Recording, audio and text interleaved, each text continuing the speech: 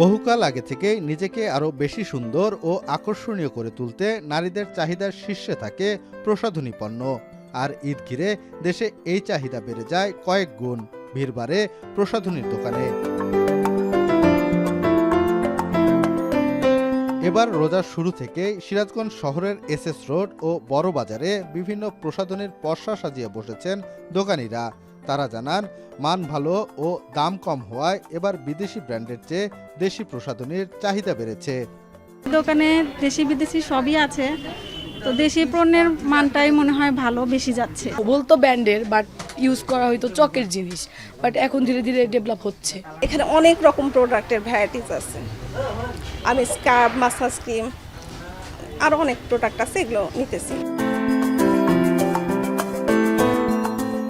ঈদ ঘনিয়ে আসলে face wash, facial, scrub ও massage ক্রিমের পাশাপাশি রূপসজ্জার সামগ্রী সহ কসমেটিক্সের চাহিদা কয়েক গুণ বাড়বে বলে মনে করছেন সংশ্লিষ্টরা।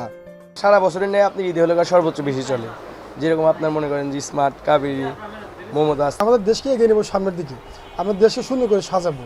সেই পরিপ্রেক্ষিতে আমাদের বাংলাদেশের পণ্যগুলোর চাহিদা বেড়ে গেছে। মানুষের মধ্যে একটা আগ্রহ তৈরি হচ্ছে দেশি পণ্য কেমন চলছে।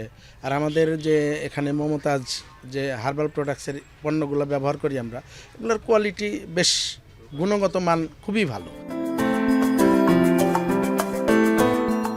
তবে ক্রেতারা যেন নিম্নমানের ও নকল প্রসাধনী কিনে প্রতারিত না হন, সেজন্য বাজার মনিটরিং সহ দোকানগুলোতে নজরদারির কথা জানায় চেম্বার অব কমার্স। অসাধু কোম্পানির দ্বারা এই সমস্ত ভেজাল পণ্য বিক্রি না হয়, সেজন্য আমরা চেম্বার অব কমার্স অ্যান্ড ইন্ডাস্ট্রির পক্ষ থেকে আমরা তদারকি করবো ইনশাল্লাহ। এবার ঈদুল ফিতর উপলক্ষে জেলা শহরের 200 শতাধিক প্রসাধনী দোকানে অন্তত 20 কোটি টাকা লেনদেনের আশা ব্যবসায়ীদের। রিফাত রহমান, এখন, সিরাজগঞ্জ।